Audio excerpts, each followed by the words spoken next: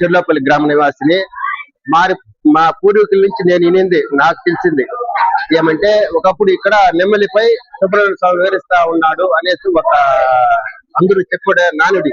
దీన్ని అక్కడ ఒక దీపం పెడతా ఉన్నారు, స్తంభం పైన ఒక చిన్న దీపం పెట్టి ప్రతి కృతికి నాడు ఇట్లాంటి ముఖ్యమైన నెమ్మలికి స్వామివారి విశేషమైన రోజుల్లో మాత్రం దీపం పెడతా ఉంది. అప్పటికి పైకి రావడానికి పోవడానికి సరైన రోడ్డు మార్గం కూడా లేదు. కానీ ఈ మధ్యనే ఇక్కడ మేమందరూ గ్రామస్తులంతా కరోనా కాలంలో ఆడడంతో బయట పోయి చాలా ఇబ్బందులు పోయింది. కానీ మేము అనుకున్న వెంటనే ఒక్కొక్క స్టెప్ పూర్తిగా ఇక్కడ రోడ్డు రావడం కానీ, గుడికి కానీ భక్తులు ముఖ్యంగా మేమంతా రాజకీయాలకు అతీతంగా సమిష్టిగా కృషి చేసి ప్రతి ఒక్కరు గుడి అభివృద్ధికి దోహదం పడింది.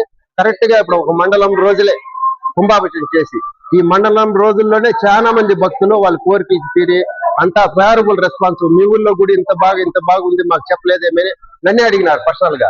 నేను దానికి ఏం చెప్పినానంటే, మా గుడి గురించి మేము చెప్తే తప్పకుండా అది సొంతంగా ఏదో చెప్పుకున్నట్టుగా ఉంటుంది, అది కాదు, మీరే తెలుసుకోవాలనేట్టుగానే చాలా మంది ఇప్పుడు భక్తులందరూ కూడా విశ్వాసాన్ని, వారి యొక్క అభిప్రాయాన్ని ఇక్కడ బాగా జరుగుతా ఉంది, ఎకో ఫ్రెండ్లీగా ఉందని చాలా మంది చెప్పడం మాకు స్థానికంగా మాకు గుడి మీద చాలా గర్వకారణము.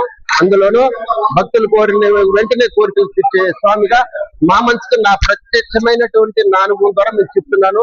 ఈ విషయం తెలియని వాళ్ళందరూ కూడా భక్తులు వాళ్ళ సమస్యలు ఏదైనా ఉంటే ఇక్కడ వచ్చేసి స్వామివారికి దర్శనం చేసుకుని మీ శక్తి దర్శనం చేసుకుని ఆయన యొక్క అనుగ్రహానికి పాత్రలయ్యి మీ కోరికలు నెరవేర్చుకోవాలని మరీ ప్రార్థిస్తున్నాను.